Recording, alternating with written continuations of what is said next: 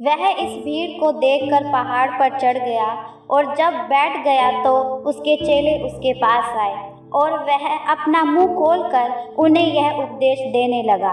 धन्य है वे जो मन के दीन हैं, क्योंकि स्वर्ग का राज्य उन्हीं का है। धन्य है वे जो शोक करते हैं, क्योंकि वे शांति पाएंगे। धन्य है वे जो नम्र हैं, क्योंकि वे पृथ्वी के अधिकारी होंगे। धन्य है वे जो धर्म के भूखे और प्यासे हैं, क्योंकि वे तृप्त किए जाएंगे। धन्य है वे जो दयावंत हैं, क्योंकि उन पर दया की जाएगी। धन्य है वे जिनके मन शुद्ध हैं, क्योंकि वे परमेश्वर को देखेंगे। धन्य है वे जो मेल कराने वाले हैं, क्योंकि वे परमेश्वर के पुत्र कहलाएंगे।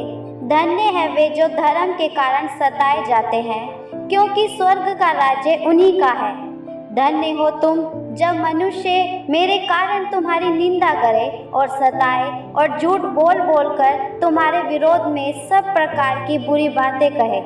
आनंदित और मगन होना, क्योंकि तुम्हारे लिए स्वर्ग में बड़ा फल है, इसलिए कि उन्होंने उन भविष्यवक्ताओं को जो तुमसे पहले थे इसी रीति से सताया था। तुम पृथ्वी के नमक हो, परंतु यदि नमक का स्वाद बिगड़ जाए तो वह फिर किस वस्तु से नमकीन किया जाएगा?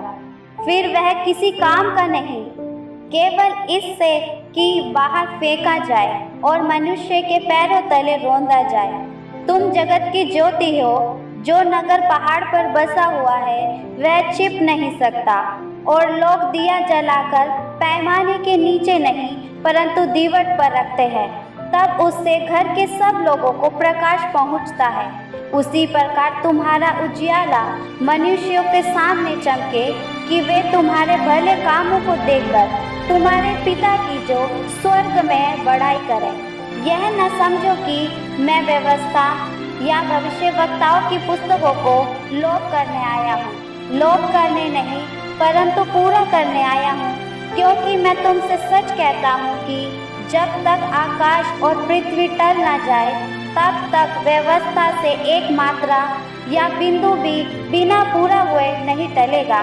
इसलिए जो कोई इन छोटी से छोटी आज्ञाओं में से किसी एक को तोड़े और वैसे ही लोगों को सिखाए, वह स्वर्ग के राज्य में सबसे छोटा कहलाएगा।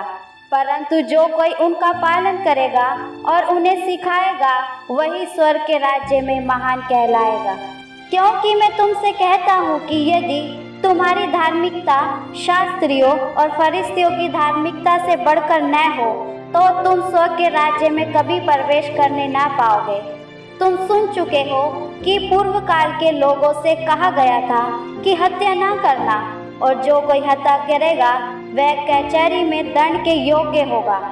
परंतु मैं तुमसे कहता हूँ कि जो कोई अपने भाई पर क्रोध करेगा वह कचहरी में दंड के योग्य होगा, और जो कोई अपने भाई को निकम्मा कहेगा वह महासभा में दंड के योग्य होगा, और जो कोई कहे अरे मूर्ख, वह नरक की आग के दंड के योग्य होगा।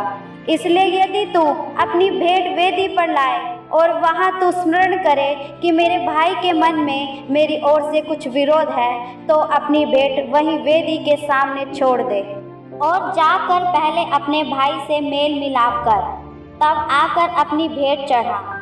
जब तक तू अपने मुद्दई के साथ मार्ग ही में है, उससे झटपट मेल मिलाप कर ले। कहीं ऐसा न हो कि मुद्दई तुझे हाकिम को सौंपे और हाकिम तुझे सिपाही को सौंप दे और तू बंदी गृह में डाल दिया जाए। मैं तुझसे सच कहता हूँ कि जब तक तू कोड़ी कोड़ी भर ना दे, तब तक वहाँ से छूटने ना पाएगा। तुम सुन चुके हो कि कहा गया था कि वह विचार ना करना, परंतु मैं तुमसे यह कहता हूँ कि जो कोई किसी स्त्री पर कुदृष्टि डाले वह अपने मन में उससे वह विचार कर चुका। यदि तेरी दाहिनी आंख तुझे ठोकर खिलाए तो उसे निकाल कर अपने पास से फेंक दे, क्योंकि तेरे लिए यही भला है कि तेरे अंगों में से एक नाश हो जाए और तेरा सारा शरीर नरक में न डाला जाए। और यदि तेरा दाहिना हाथ तुझे ठोकर खिलाए तो उसको काट कर अपने पास से फेंक दे, क्योंकि तेरे लिए यही भला है कि तेरे अंगों में से एक नाश हो जाए और तेरा सारा शरीर नरक में ना डाला जाए। यह भी कहा गया था कि जो कोई अपनी पत्नी को त्याग दे तो उसे त्यागपत्र दे। परंतु मैं तुमसे यह कहता हूँ कि जो कोई अपनी पत्नी को व्यभिचार के सिवा किसी और कारण से छोड़ दे तो वह उससे व्यभिचार करवाता है, और जो कोई उस त्यागी हुई से ब्याह करे वह व्यभिचार करता है। फिर तुम सुन चुके हो कि पूर्व काल के लोगों से कहा गया था कि झूठी शपथ ना खाना, परंतु प्रभु के लिए अपनी शपथ को पूरा करना। परंतु मैं तुमसे यह कहता हूँ कि कभी शपथ ना खाना, न तो स्वर्ग की क्योंकि वह परमेश्वर का सिंहासन है, न धरती की क्योंकि वह उसके पाँव की चौकी है, न यरूशलेम की क्योंकि वह महाराजा का नगर है। अपने सिर की भी शपथ ना खाना, क्योंकि तू एक बाल को भी न उजला और न काला कर सकता है।